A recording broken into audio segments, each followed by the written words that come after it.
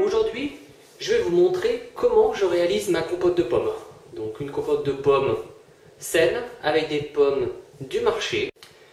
Je vais vous montrer toutes les étapes de la compote jusqu'à la stérilisation que je fais moi à chaud.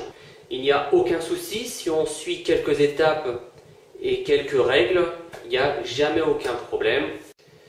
Donc je vous montre tout ça. Allez, c'est parti. En premier, voilà mes 20 kg de pommes que l'on va éplucher et mettre dans la casserole. En termes de règles, c'est pas très compliqué. Il faut des bocaux propres. Donc là, je les ai lavés. Ils s'égouttent tout seuls sur un linge. Et très important, il faut absolument stériliser à l'eau bouillante, par contre, toutes les capsules. Voilà, pour que le petit joint à l'intérieur soit stérilisé à 100%. Ça, c'est une des étapes la plus importante, c'est stériliser les capsules. Ensuite, pour l'épluchure de nos pommes, j'ai opté pour un appareil vraiment mais super utile. Voilà, l'épluchure de pommes. Ça, c'est une révolution pour éplucher les pommes, pour faire des tartes aux pommes. Et ça prend une demi-seconde pour éplucher une pomme, une peau fine. Et voilà, bon, sans faire trop de pub, mais j'adore. C'est vraiment... Je pense que j'aurais pas ça, je ne ferais pas de compote de pommes, c'est sûr certain. Mais...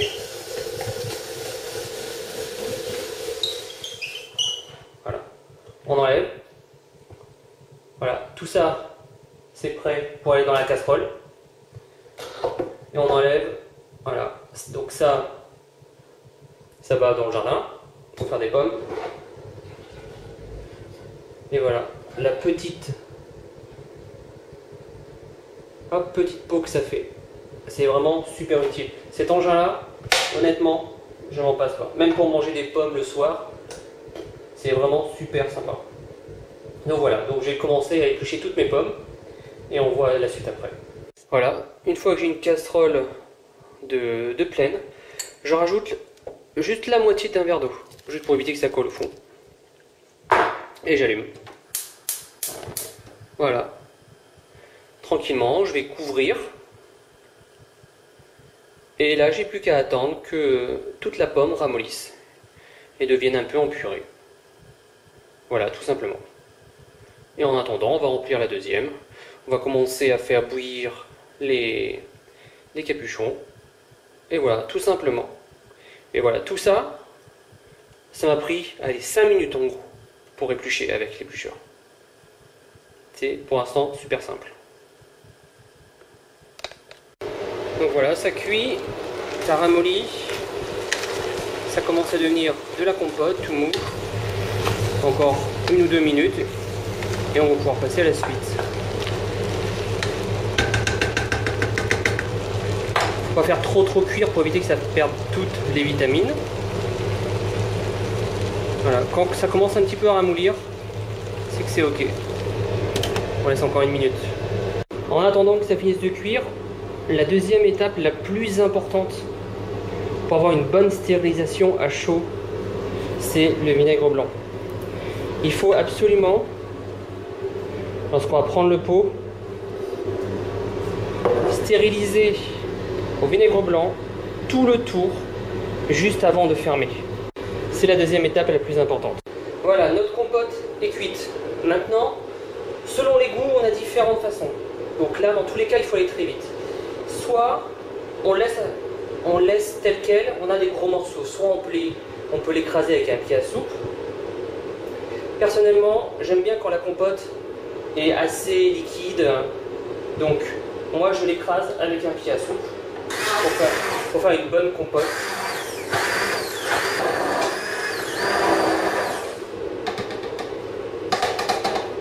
Voilà. La compote est en petits morceaux, en bouillie. Il reste quelques morceaux, moi ça me va comme ça. Ensuite, on prend le pot à chaud, on le remplit quasiment jusqu'au rabord. Plus il sera rempli, plus la conservation sera meilleure, moins il y aura d'air. Voilà. quasiment en haut. Et là, c'est là que ça vient. Hop. On l'essuie une fois. Hop là. Et ensuite on stérilise correctement au vinaigre blanc tout le contour pour qu'il soit propre. On prend le capuchon brûlant qu'on essuie, on ferme et on retourne. Et voilà, c'est terminé. Notre pot de compote est stérilisé, est prêt et c'est fini. Voilà, je vais faire vite pour les autres. Voilà la méthode. Voilà ma méthode pour conserver des pots de compote pendant plusieurs mois. Donc je les conserve jusqu'à 3-4 mois pour l'instant de ce que j'ai comme exemple. Voilà, je continue pour le reste. Donc voici le résultat. Il y avait 20 kg donc de pommes. Voilà les pots que ça donne. Donc ça représente 3h30 de travail, ce qui est pas grand chose. Donc là il stérilise donc à l'envers comme je le disais. Donc on va attendre que ça refroidisse et puis on va les retourner. Donc on va attendre 1 heure ou 2 que ça refroidisse et puis on fera le final après. Et voilà tous nos pots. Donc voilà, c'est finalisé. Maintenant il reste juste à tester pour voir si ils ont bien pris. Donc c'est très simple. On clique au milieu. Si ça fait un clac, c'est que c'est pas pris. Si ça fait pas de clac, c'est que c'est pris. Donc j'ai regardé, j'en ai juste un. Vous entendez? Ah.